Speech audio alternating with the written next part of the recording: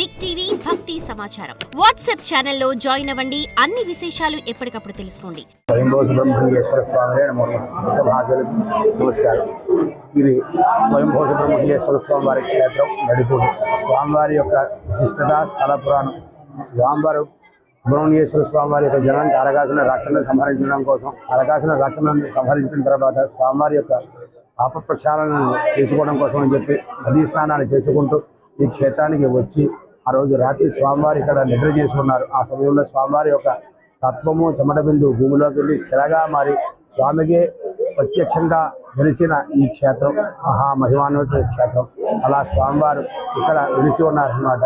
అప్పటి నుంచి తర్వాత కొంతకాలానికి గ్రామస్తులకు స్వామివారి స్వప్నంలో కనపడి స్వామివారు ఏమీ చెప్పడం లేదు, ఏమిటా అని చెప్పి చూస్తూ ఉండగా స్వామివారు సేవాప్రియుడు కదా అని చెప్పి వివిధ సేవలు స్వామివారికి చేసుకుంటూ ఉన్నారు. ఒకనొక రోజున మార్గశిర శుద్ధ షష్ఠి నాడున పల్లకి ఏర్పరచుకొని అరటి దప్పులతో ఊరులో గ్రామోత్సవం చేస్తుండగా ఆ సమయంలో స్వామివారు ఇక్కడికి సాయంత్రం కూడా ఇక్కడికి వచ్చిన తర్వాత పల్లకి ఆపు చేసుకున్నారు. ప్రదోషకాలంలో స్వామివారి యొక్క రితికత్తులను నెరవేర్చుకొని స్వామివారి పల్లకి నుంచి పెద్ద సర్పం కిందికి వచ్చి ఈ భూమిలో మాయమైపోయింది. ఏమిటా అని చెప్పి చూస్తూ ఉండగా స్వామివారు ప్రత్యక్షంగా కడిపోనని ఉన్నారు కదా, మన క్షేత్రంలో ఆలయం లేదు కదా, కడదామని చెప్పేసి నిశ్చయించుకొని స్వామివారికి శంకుస్థాపన చేస్తూ ఉండగా స్వామివారి యొక్క బ్రహ్మం కనపడిందని. అదే స్వయంభూ సుబ్రహ్మణ్యేశ్వర స్వామివారి క్షేత్రం.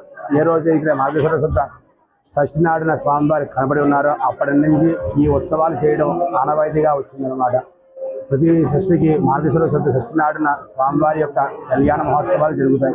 విచిత్రం ఏమనగా ఎక్కడ చూసుకున్నా సరే కళ్యాణం ఒక కళ్యాణం ఉంటుంది, కానీ ఇక్కడ స్వామివారికి స్వయంభూ సుబ్రహ్మణ్యేశ్వర స్వామివారికి ఒక కళ్యాణం, షణ్ముఖ సుబ్రహ్మణ్యేశ్వర స్వామివారికి మరో కళ్యాణం, షష్ఠి ముందు రోజున పంచమి రోజున షణ్ముఖ స్వయంభూ సుబ్రహ్మణ్యేశ్వర స్వామివారి కళ్యాణం, ఉదయం స్వామివారికి అంగరంగ వైభవంగా అభిషేకాలు, తర్వాత కాలంలో విశేషముగా దర్శనాలు, 3 గంటల సమయంలో విశేషమైన మహారథోత్సవము జరుగుతుందన్నమాట. ప్రత్యేకం ఏమనగా ఎక్కడ చూసుకున్నా సరే, ఏ గ్రామంలో చూసుకున్నా సరే అన్న సమారాధన అన్నది సామూహికంగా అందరికీ ఉంటుంది. కానీ ఇక్కడ వచ్చిన ప్రతి ఒక్కరిని తన యొక్క భక్తులుగా తన యొక్క బంధువులుగా భావించుకొని ప్రతి ఒక్కరు వారి వారి యొక్క కుల ఆచారాల ప్రకారంగా బ్రాహ్మణులకు వైశ్యులకు ప్రతి ఒక్కరు వారి వారి సత్రాల్లో భోజనాలు పెట్టుకొని అందరినీ వారి బంధువులుగా సత్కరించుకుంటారండి. అటువంటి మహాపుణ్య క్షేత్రం అన్నమాట. ఈ క్షేత్రాన్ని అందరూ తిలకించి స్వామివారి అనుగ్రహాన్ని పొంది స్వామివారి కటాక్షాలతో అందరూ సుఖముగా ఉంటారు. స్వామివారి కళ్యాణం రాత్రి జరిగిందండి. స్వయంభూగా వెలిసిన సుబ్రహ్మణ్య స్వామి నలుపూడి గ్రామంలో చాలా ప్రసిద్ధి స్వామివారికి కళ్యాణానంతరం ఇవాళ ఉదయం నుంచే భక్తులకు అన్ని ఏర్పాట్లు చేయడం, క్యూ లైన్స్, వాటర్ ప్యాకెట్లు, అలాగే వచ్చిన భక్తులందరికీ వివిధ వాళ్ళకి అన్నదాన సందర్భం, గ్రామస్తులకి అన్న సందర్భంలో, తర్వాత చదువు పందుళ్ళు అని ఏర్పాటు జరిగింది. స్వామివారికి ఇవాళ 3 గంటలకి రథోత్సవం గ్రామంలో అత్యంత వైభవం జరుగుతుంది.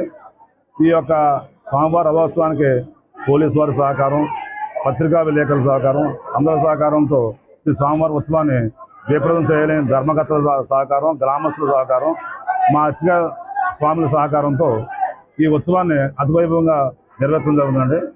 ఏ విధమైన ఇబ్బంది లేకుండా కంటి పిల్లలు అయితే వాలంటీర్తో లోన తీసుకెళ్తున్నామండి. పాలు కూడా ఏర్పాటు చేయడం జరిగింది, మంచినీళ్ళు ప్యాకెట్లు అలా చేస్తున్నాం. వచ్చిన భక్తులకి ముసలి వాళ్ళు అయితే పక్కనే తీసుకెళ్తున్నాం లోనకండి, వృద్ధుల్ని ముసలివాళ్ళు తీసుకెళ్ళడం జరుగుతుంది.